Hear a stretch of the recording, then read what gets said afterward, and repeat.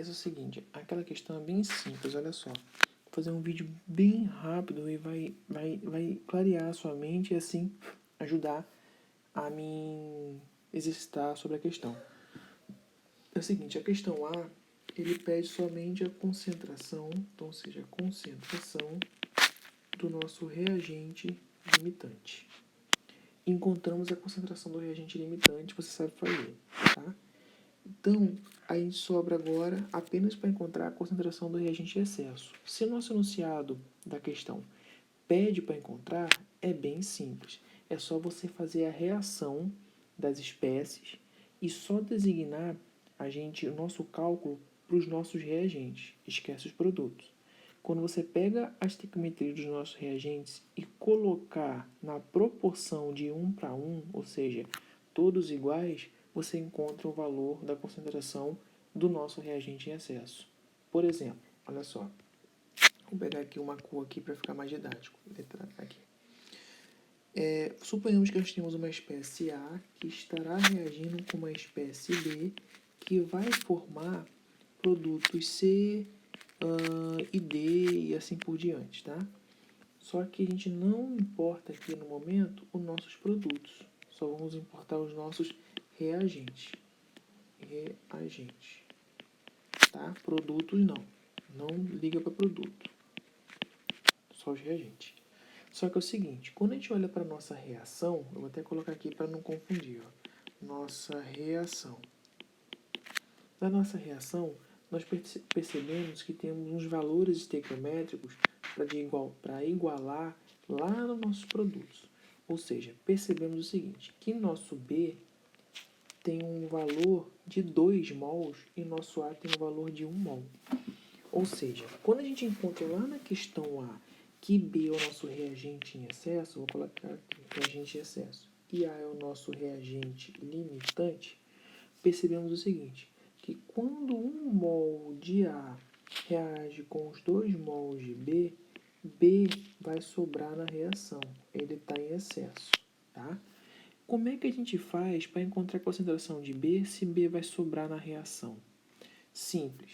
A gente tem que consumir B por completo para que possamos encontrar a concentração de B.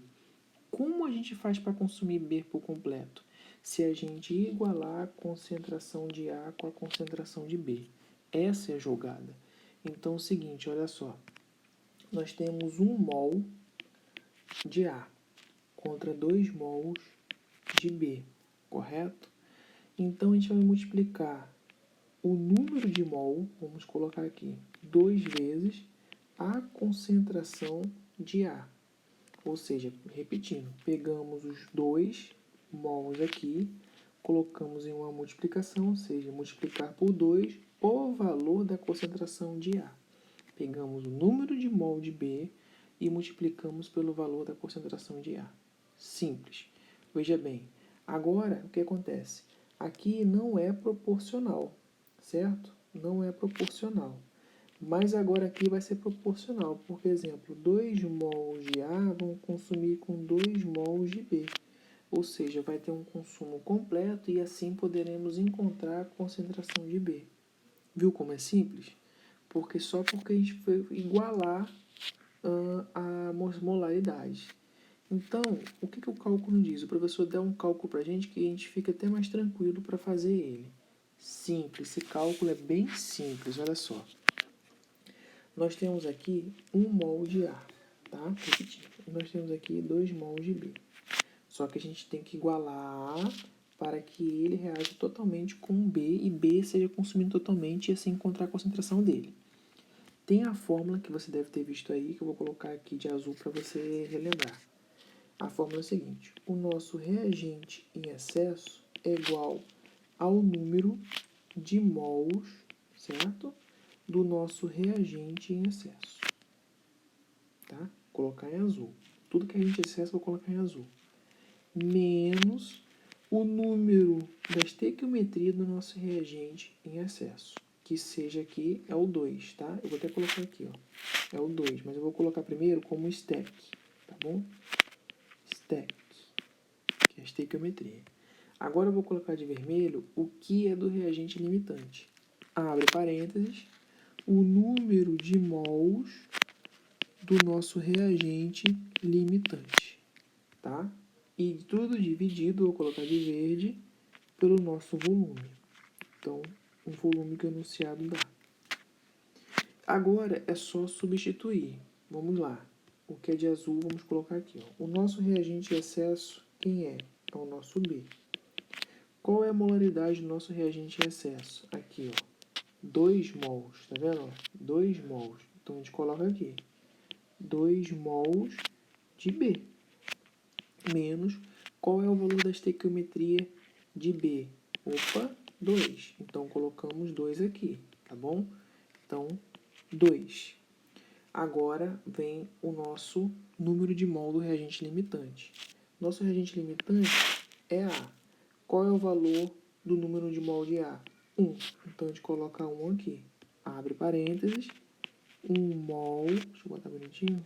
1 mol do nosso reagente limitante, que é o A. Tudo dividido por um valor de um volume. Vou dar o exemplo de um volume de 1 ml, coisa mesmo bem simples de vulgar para a gente só terminar essa questão. Pô, nós temos agora aqui a multiplicação desse lado aqui, olha, eu vou até colocar de preto que fica melhor para entender.